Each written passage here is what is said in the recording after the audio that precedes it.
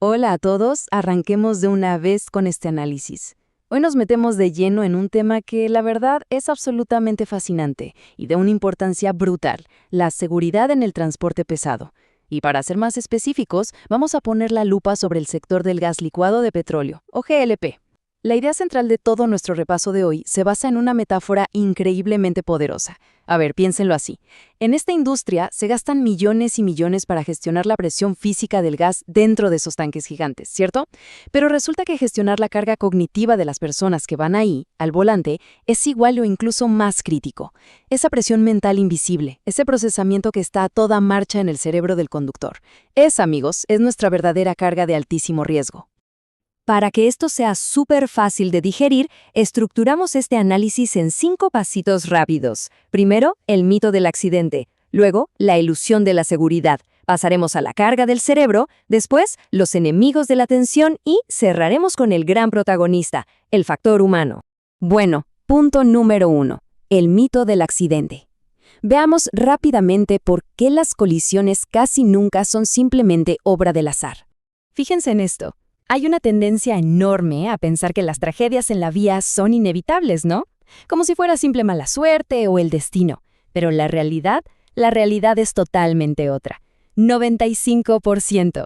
95%. Esa es la cantidad gigantesca de colisiones que son causadas directamente por error humano, no porque la máquina falló. O sea, la abrumadora mayoría de las tragedias allá afuera tienen un origen humano que era 100% prevenible. Y esto nos lleva a una frase que las autoridades de tráfico repiten todo el tiempo y que de verdad te cambia la perspectiva. El accidente no es accidental. Suena a juego de palabras, pero los datos y los estudios más rigurosos lo confirman una y otra vez. Los choques no son eventos aleatorios, son situaciones que se pueden mitigar. La misma estadística nos grita en la cara que es completamente falso eso de que las tragedias son un simple capricho de la suerte. Entonces, aquí es clave entender la diferencia, tanto legal como de concepto. Llamamos accidente a algo que, en serio, nadie podía prever. Imagínese que un conductor, sano, de repente sufre un infarto fulminante y pierde el control. Eso es un accidente real. Pero un siniestro vial es otra historia. Allí hablamos de factores humanos que se podían evitar a leguas. Ir a exceso de velocidad, manejar después de tomar alcohol o estar mandando mensajes por el celular. La inmensa mayoría de lo que vemos en la calle son siniestros, implican responsabilidad humana y, sobre todo, se pudieron haber evitado. Pasamos al punto 2, la ilusión de la seguridad, o como me gusta llamarlo, el mito de la máquina que se maneja sola. Hoy en día, las flotas de transporte dependen muchísimo de la tecnología. Y claro, ir rodeado de pantallas y sensores último modelo nos da una falsa sensación de seguridad tremenda. Es súper importante separar dos cosas acá. Por un lado, tenemos la seguridad activa. Esta es la que trata de evitar el choque. Piensen en el frenado automático o el control de estabilidad. Por el otro lado está la seguridad pasiva, que entra en juego cuando ya el golpe es inevitable, tratando de protegernos con los cinturones, las bolsas de aire y la estructura del chasis. Pero ¿saben qué es lo vital de entender aquí? Que ninguna de estas tecnologías, ni siquiera trabajando todas juntas, nos hace invencibles. Cero. Tomemos un ejemplo súper común, el asistente de mantenimiento de carril. Parece magia, pero estos sistemas tienen unos puntos ciegos enormes. Dependen de que las líneas en el asfalto estén perfectas. Si la pintura está gastada, si llovió mucho, si hay nieve o si no hay marcas, el sistema se queda literalmente ciego. Los manuales técnicos lo advierten.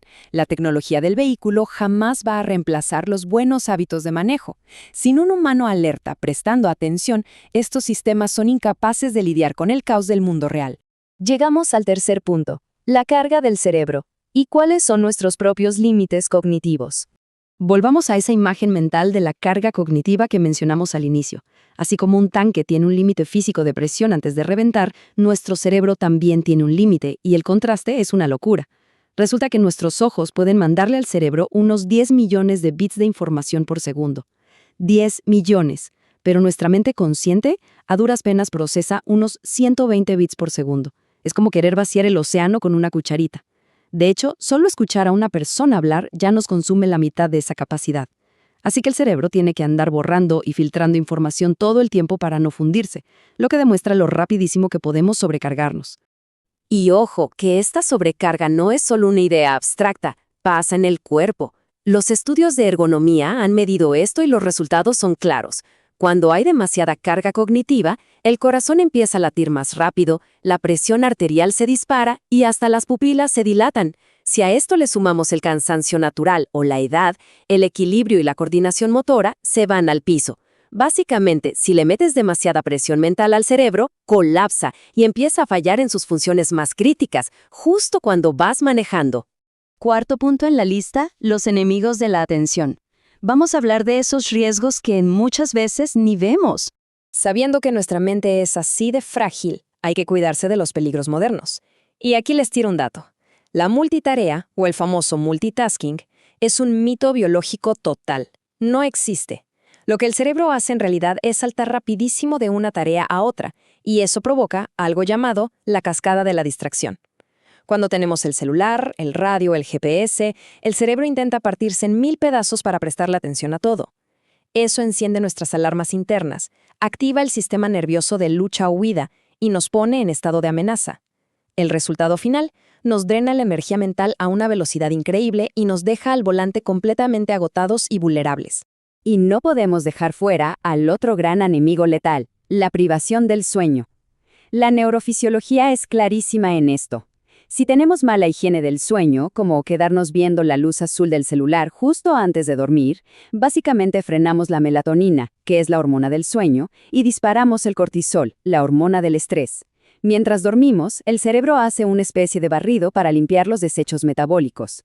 Si no lo dejamos hacer ese trabajo, el riesgo de tener un siniestro se va a las nubes. Y para la gente que hace turnos nocturnos en el transporte pesado, esto es un peligro enorme, de verdad gigantesco. Lo que nos trae a nuestro último punto, la sección 5, el factor humano. ¿Y de quién es la responsabilidad final? Todo lo que hemos charlado nos lleva a una conclusión súper clara. Necesitamos manejar la seguridad desde adentro de las organizaciones de una forma estructural. Miren, el error humano casi nunca es solo alguien tomando una mala decisión de la nada. Los analistas usan un modelo espectacular llamado HFCAS para explicar esto. Ellos separan los errores activos, que son esos actos que vemos en el momento, como exceder la velocidad o chatear manejando, de los errores latentes.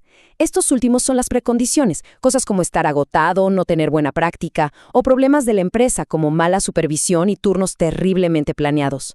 Ese error visible en la carretera casi siempre es solo la punta del iceberg de una cadena larguísima de fallas.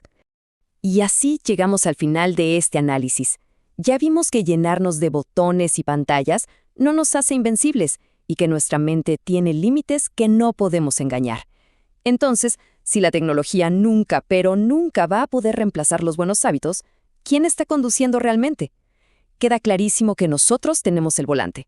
Es fundamental generar conciencia ya que esto es un factor humano, que es la única forma de controlar este riesgo.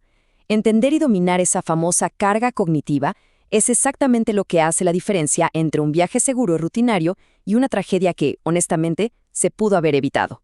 Nos vemos en la próxima.